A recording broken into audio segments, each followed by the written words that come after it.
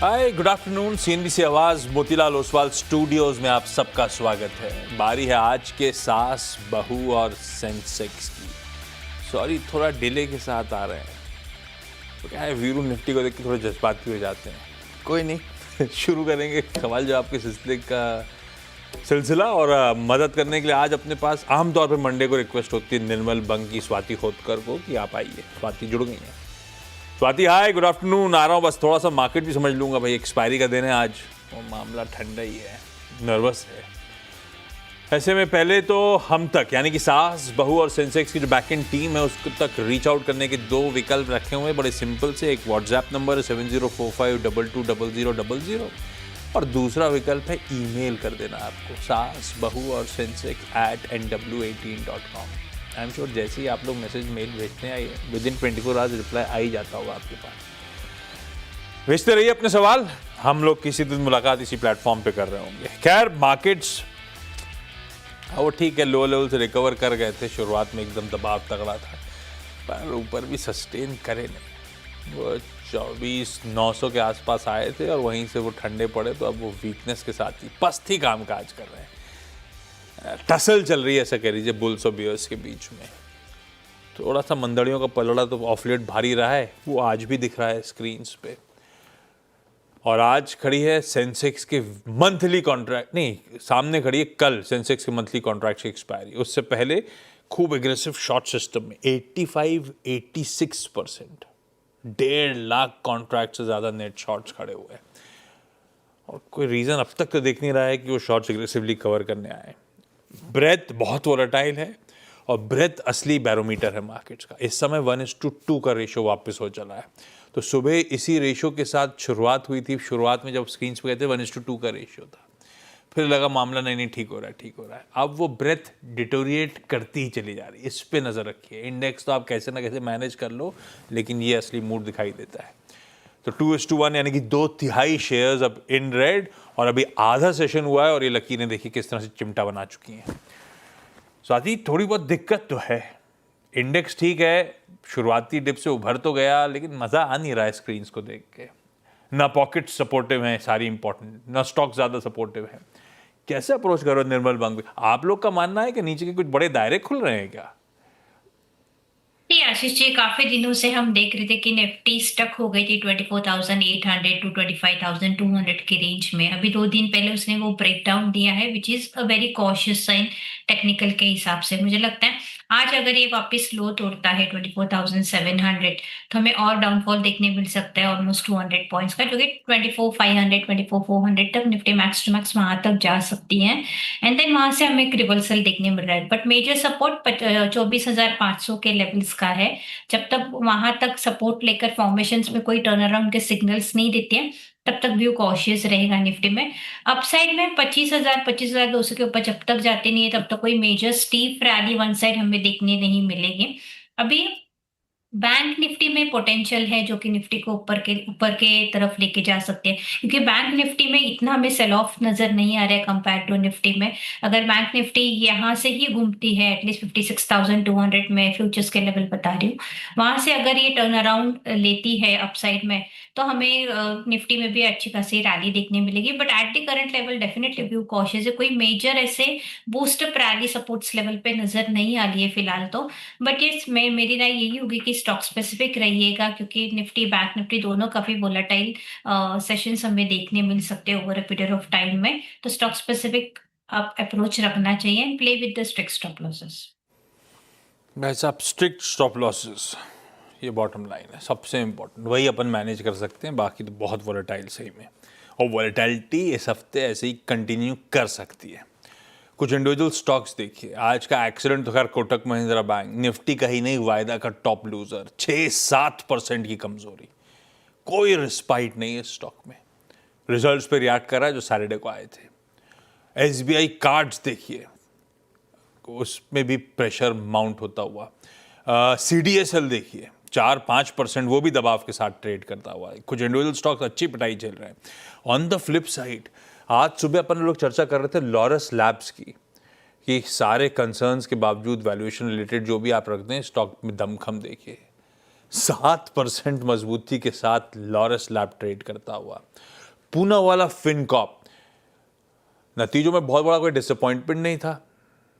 उससे पहले जो बजाज फाइनेंस के नंबर्स आए थे तो पूनावाला वैसे ही पिट गया था। प्लस मेरे ख्याल से फ्राइडे की मीट में अदर पूनावाला जो प्रमोटर है उन्होंने फ्रेश इन्फ्यूजन की मंजूरी दी है 1500 करोड़ रुपए। मतलब उनकी प्रमोटर एंटिटी सन जो है वो पैसा डाल रही होगी पूनावाला फिनकॉर्प में।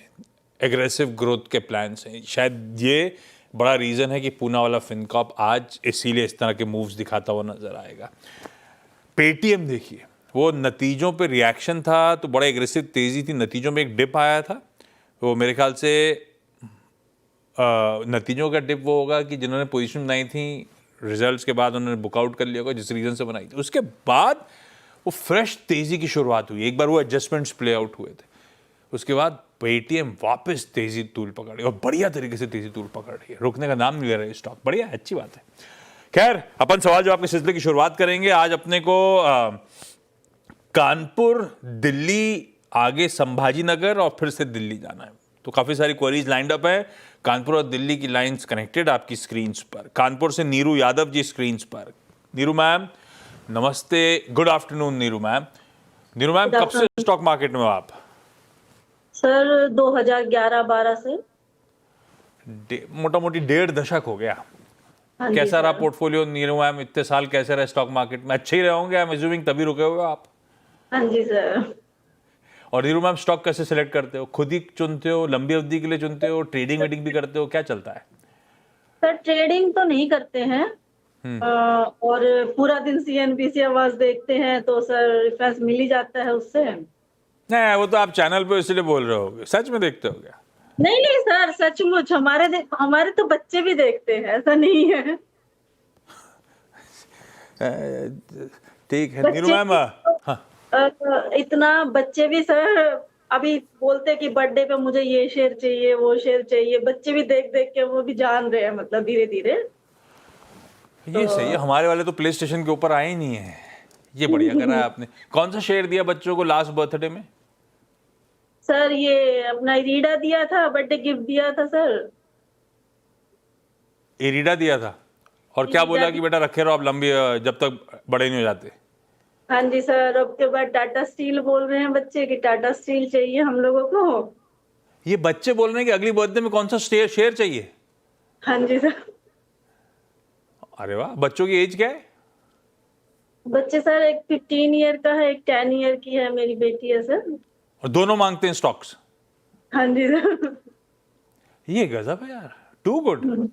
बहुत अच्छा आपने इनकलकेट करा है ये। नीरू मैम पहला सवाल कौन सा आज के लिए? सर मेरे पास बीडीएल है, 245 पे है सर, 800 शेयर है। BDL, Bharat dynamics. हाँ जी सर। लाइए स्क्रीन पे जरा। आपने कितनी क्वांटिटी किस भाव पे बोली मैम? सर 800 क्वांटिटी है, 245 पे। ये आपने खरीदा है कि ये बच्चों वाला है? नहीं सर, ये तो बहुत पहले कर लिया हुआ, इसका रेट भी। 245 की खरीद है, गजब कर रखा है। क्या पूछूं, मुनाफा बांधना है, बने रहना है और ऐड करना है, सवाल क्या है इस पे? हाँ जी सर, ऐसे कि मतलब ये प्रॉफिट ले ले या थोड़ा मतलब रुक सकते हैं हम लोग तो 4-5 साल 10 साल ऐसे तो बने रहे इसमें। आपका मन क्या कर रहा है? आप तो 1.5 दशक से हो, आपने क्या कॉल लिया है वैसे? सर अभी तो सोच रहे हैं कि ये डिफेंस शेयर अच्छा ही कर रहे हैं तो बने रहने का ही सोच रहे हैं, तो एडवाइस भी नहीं, ले सही बात लेते हैं। है, कोई रीजन नहीं। सही कह रहे हो आप, आपकी एक्विजिशन प्राइस बहुत बढ़िया है, वॉलेटिलिटी अपनी जगह है, लेकिन कोई रीजन सेक्टर में अभी भी बहुत सॉलिड टेलविंड्स हैं। हाँ जी कंपनी सर। अच्छा कर रही है। स्वाति क्या करना चाहिए? मेरी 245 की खरीद है, कोई पैसे की रिक्वायरमेंट नहीं है, बीडीएल बने रहूं। ये Ashish ji, definitely first of all congratulation Neeru ma'am, आपने काफी अट्रैक्टिव लेवल्स पे बाय किया है ना, अपने पेशेंसली होल्ड किया है ये पर्टिकुलर स्टॉक्स को।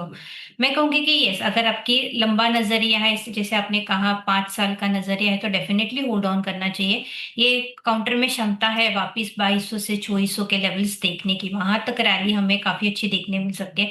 अभी लास्ट थोड़े दिनों से हमें एक सेल ऑफ नजर आ रहा है, ये प्रॉफिट बुकिंग से किसी ने पहले बाय किए थे प्रॉफिट, बट मुझे लगता है यहाँ से टर्न अराउंड हमें देखने मिल सकता है। मैक्सिमम नीचे में ये 1550 तक आ सकता है, ये 1500 के आसपास, वहां से वापस एक अच्छी खासी रैली अपसाइड हमें देखने मिल सकती है, जो कि काउंटर को लेके जा सकते हैं 2200 से 2400 के लेवल्स तक। तो मेरी राय होगी कि आप होल्ड कीजिएगा। बिल्कुल रखे रहिए, कोई रीज़न अभी तो नहीं दिखता कि इस सेक्टर से, स्टॉक से बाहर आ जाया जाए लंबी अवधि के लिहाज से अगर आप बने हो तो। नीरू मैम होल्ड है भारत डायनेमिक्स लिमिटेड। दिल्ली से मीनू कौशल जी भी हैं। Meenu ma'am, good afternoon Meenu ma'am. Meenu good ma'am, आप आफ्टरनून कब सर। से स्टॉक मार्केट में हो, क्या करते हो दिल्ली में मीनू मैम? सर मैं लास्ट 12 ईयर्स से स्टॉक मार्केट में हूँ और यही करते हैं sir. Full time types, trading भी करते हो मतलब? हाँ, मतलब शॉर्ट टर्म ट्रेडिंग सर। हाँ, और खुद ही हाँ। स्टॉक सेलेक्ट करते हो अपने, खुद ही चार्ट स्टडी करते हो हाँ। ऐसा? Yes sir. और दोनों एक एक दशक से लंबा सफर दोनों का हो चुका है। मीनू मैम, आपका सवाल पहला कौन सा? सर मेरे पास एसएमएल इसूजू के 150 शेयर्स हैं और 824 का बाइंग है। 824 का क्या पूछूं मीनू मैम? सर मेरा क्वेश्चन ये है कि फ्यूचर में क्या प्रोस्पेक्ट है, मैं इसको रख के रखूं क्योंकि सेल करने का तो मन ही नहीं करता है। हमसे ज़्यादा तो आप जानते हो, एसएमएल इसूजू बहुत बढ़िया भाव में खरीदा और बैठे रहे, आप बढ़िया तरीके से मुनाफा बांध रखा है। तो स्वाति, क्या करा जाए?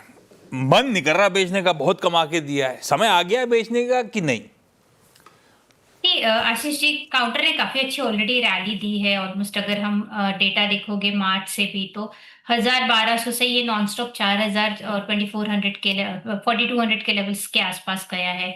अगर कैश की जरूरत है तो मैं कहूंगी कि पार्शियल प्रॉफिट्स बुक कीजिएगा, क्योंकि इसमें एक प्रॉफिट बुकिंग हमें नजर आ सकते हैं, जो कि काउंटर को वापस नीचे के साइड में 3000 2900 के आसपास तक लेके जा सकते हैं। वापस आप रीबैक बायबैक कर सकते हो। तो अगर आपको कैश की रिक्वायरमेंट नहीं है तो मैं कहूंगी कि बनिए रहेगा यही पोजीशन में। जिस हिसाब से ये सेटअप्स बना रहा है टेक्निकल्स में, इसमें क्षमता है 4800 टू 5000 के लेवल्स भी टेस्ट करने की। तो लंबे नजरिए के हिसाब से definitely it's hold from my and. अगर आपको शॉर्ट टर्म ट्रेडिंग पर्सपेक्टिव किसके हिसाब से कैपिटल चर्न करना है तो पार्शियल प्रॉफिट्स आप बुक कर सकते हैं अपन। पार्शियल प्रॉफिट्स बुक कर लें। ताबड़तोड़ तेजी, कहाँ महिंद्रा एंड महिंद्रा ने किस लेवल पे एक्वायर करने की बात करी और कहाँ के स्टॉक खड़ा हो गया है। थोड़ा सा मुनाफा वसूली करी जा सकती है, पार्शियल प्रॉफिट टेकिंग तो कर लेनी चाहिए मीनू मैम, कुछ हद तक मुनाफा बांध लेना चाहिए। अच्छा, संभाजी नगर से वंचिता मैम, अरे आप फोन लाइन पे जुड़ो, आप तो साक्षात दिखने वाले थे, कहाँ गए? या एक्चुअली मैं कंफर्टेबल नहीं हूँ इसलिए। अरे कुछ नहीं, कंफर्टेबल क्यों नहीं? स्वाति थोड़ा ना, स्वाति तो बहुत कंफर्टेबल रखती हैं आपको। अच्छा नहीं। ठीक है, कोई बात नहीं। वंचिता मैम, कब से हो शेयर बाजार में आप? अराउंड कोविड से। तो मतलब 4-5 साल हो गए। यस। अच्छा, ये 4-5 साल में शुरू कैसे, क्यों किया था? पहले से इंटरेस्ट था, कोविड टाइम में समय मिल गया या कोई और रीजन था? नहीं, एक्चुअली मैंने एमबीए कंप्लीट किया था, उसके बाद में फिर थोड़ा सा इंटरेस्ट आया था उस टाइम पे स्टॉक मार्केट में, तो फिर मैं तब से ट्रेड तो करने मतलब तो शुरू करा, मुनाफा आने लगा तो और मजा आने लगा, है ना? पहले तो स्टार्टिंग में लॉस ही किया था, क्योंकि मैं ऑप्शन में ट्रेड करती तो काफी सारा लॉस किया था, तो फिर अब मैंने ऑप्शन ट्रेडिंग तो छोड़ ही दिया। Then I started with this industry. बहुत बढ़िया किया, सही समय पे सही कॉल लिया, कैपिटल बचाया और आप इन्वेस्टमेंट में फोकस कर रहे हो, बहुत अच्छा। वंचिता मैम, पहला सवाल कौन सा? यस। सो मेरा फर्स्ट क्वेश्चन था आरवीएनएल। सो मेरी बाइंग है 484 की, around 20 quantity. So should I sell और होल्ड दिस? आरवीएनएल में 125 रुपए का नुकसान हो रहा है। आपने लिया लंबी अवधि के हिसाब से? तो वंशिता मैम, मैं ट्रेड वेट किया था। नहीं, लॉन्ग टर्म के लिए लिया था। क्या करें स्वाति, थोड़ा सा मामला गड़बड़ा गया। अब तो हमें रखना ही नहीं रखना लंबी अवधि के लिए समझ में नहीं आ रहा, क्योंकि अब लॉसेस अच्छे खासे हो गए। इसको रिकवर करने में पता नहीं कितना समय लग जाएगा। आप होते तो क्या करते, बने रहते या निकल जाते? आशीष जी देखिए, ओवरऑल ट्रेंड इसका वीक ही है। अगर 2024 से भी डेटा देखोगे आप तो कंटिन्यूस ये डाउनवर्ड स्लोपिंग चैनल में चल रहा है। अभी ये लेवल्स पे एग्जिट करना मेरी राय नहीं होगी, क्योंकि ऑलरेडी ये ओवरसोल्ड जोन में एंटर हो गया है। जिस हिसाब से ये बिकवाली चल रही है, मुझे लगता है थोड़ी थमती हुई हमें नजर आएगी। 340 तक डेप्थ है इसमें, या 330 तक मैक्सिमम, वहां से वापस टर्न अराउंड हो सकता है। तो मुझे लगता है कि अभी ये लोअर लेवल्स पे लॉस बुक ना कीजिएगा। हो सके तो आप ऐड करके एवरेज कीजिएगा अगर 330 के आसपास ये स्टॉक आता है। एंड इसमें हमेशा जिस हिसाब से ये सेटअप बना रहा है, 200 डे मूविंग एवरेज हमेशा टेस्ट करने जाता है। अगर ये वापस टेस्ट करने जाता है तो मुझे लगता है ये 400-410 के लेवल्स तक वापस इसमें एक पॉजिटिव मोमेंटम रैली देखने मिल सकती है। तो आपका एवरेज अगर नीचे आता है तो डेफिनेटली आपको काफी अच्छे प्रॉफिट्स देखने मिलेंगे 400-420 के रेंज में। तो मेरी राय होगी कि करंट लेवल्स पे होल्ड कीजिएगा। अगर 330 के आसपास आता है तो एवरेज कीजिएगा, एंड वापस ये इसमें क्षमता है कि 420 तक लेवल्स की रैली दिखाने की, तो वहां पे आप अपने प्रॉफिट्स बांध सकते हो। अरविंद, स्मार्ट स्पेसेस के नंबर्स अच्छे दिख रहे हैं। हालांकि रियल एस्टेट कंपनीज को on the face of it numbers पे नहीं, उसके इंटरनल्स पे ज़्यादा भापना चाहिए, लेकिन नंबर्स अच्छे दिख रहे हैं, उस पर रिएक्शन अच्छा है। 4-5% एकदम से मूव आया। दिल्ली से ही अल्पना मैम फोन लाइन पे। Alpana ma'am, good afternoon. Ma'am सवाल पूछें। Good afternoon sir. सर मेरा सवाल है पॉलीकैब का। पॉलीकैब के 10 शेयर मेरे पास 7,000 के हैं। हाँ। मैंने काफ़ी टाइम से होल्ड कर रखा है, तो अभी मैं क्या करूं, क्योंकि काफ़ी टाइम से है और ये काफ़ी नीचे गया था, बट मैंने इसमें ऐड नहीं किया था।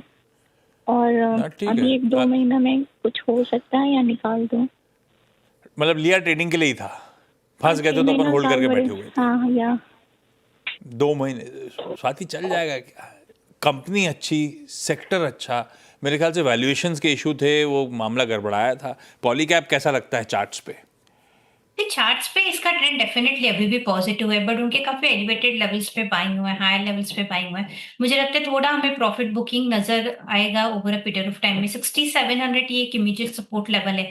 अगर वो ब्रेक डाउन होगा तो वापस एक सेल ऑफ या प्रॉफिट बुकिंग हमें नजर आएगी, जो कि काउंटर को लेके जा सकती है 65-6400 के रेंज तक। वहां तक डेप्थ मुझे नजर आ रही है। अगर आपका लंबा नजरिया है तो मैं कहूंगी कि होल्ड कीजिएगा। इफ नॉट तो वापस अगर कोई राइज आता है 6800 6900 के आसपास, तो अपने पोजीशन आप एक्सिट कर सकते हो। क्विकली एक सवाल और। नीरू मैम, अगला सवाल कौन सा? सर मेरे पास आईटीसी है। 700 शेयर है सर। 207 रुपीज की एवरेज पे। सारा पैसा तो कानपुर जा रहा है। क्या पूछूं, अब बढ़िया कंपनी है, वैल्यूएशंस कंफर्ट है, अभी मामला अटका हुआ है। स्वाति क्या करना है, रखे रहना है? नीरू मैम, ये लॉन्ग टर्म के नीरू मैम ने कही दिया है, लॉन्ग टर्म के लिए रखे रहूं क्या आईटीसी? डेफिनेटली आईटीसी काफी अच्छा काउंटर है आशीष जी, हाँ। होल्ड ऑन करना चाहिए। जिस हिसाब से उनके बाइंग प्राइसेस है मैडम के, तो काफी अट्रैक्टिव है। इतना कोई मेजर रिस्क नहीं है कि यहाँ पे मैं सेल या प्रॉफिट बुकिंग की राय दूंगी। मैं कहूंगी कि होल्ड कीजिएगा। If you want to keep a profit stop loss, मुझे लगता है कि 375 काफी अच्छे स्ट्रॉन्ग सपोर्ट जोन है। वो एक प्रॉफिट स्टॉप लॉस रख के अपने लॉन्ग पोजीशंस होल्ड कीजिएगा। ऊपर में ये वापस 450 से 500 के लेवल्स हमें दिखाई देंगे, और ये एक अच्छा काउंटर है जो पोर्टफोलियो में डेफिनेटली होना चाहिए। तो it's hold from my and for target of 500 rupees. Quickly Meenu ma'am, अगला सवाल। सर मेरे पास डिक्सन टेक्नोलॉजी के 10 शेयर हैं और बाइंग प्राइस है 5024। सर मेरा क्वेश्चन ये है हाँ। सर मेरा क्वेश्चन ये है कि लास्ट टाइम ये 19,000 तक तो गया था, अब इसका टारगेट प्राइस क्या पॉसिबल? दिल मांगे मोर। बढ़िया 5,000 की चीज 17,000 पे बैठी हुई है, 19 से नीचे आ गई इसलिए अब। लेकिन मीनू मैम, फैक्ट ये है कि फंडामेंटली सारे ब्रोकरेजेस कह रहे हैं अभी भी मीनिंगफुल अपसाइड्स हो सकते हैं स्टॉक में। तो सिर्फ कानपुर नहीं जा रहा पैसा, दिल्ली भी बहुत सारा जा रहा है। स्वाति, क्या करा जाए डिक्सन? लंबा नजरिए के लिए है तो डेफिनेटली होल्ड ऑन करना चाहिए। जो 90,000 के लेवल्स हम लोग ने ऑल टाइम हाई टेस्ट किए थे 90,148, वो वापस रीटेस्ट करने की क्षमता है। तो you can definitely hold on, क्योंकि सेटअप अभी भी पॉजिटिव है। कोई बेरिश सिग्नल्स मुझे नजर नहीं आ रहे, ना डेली ना वीकली पे।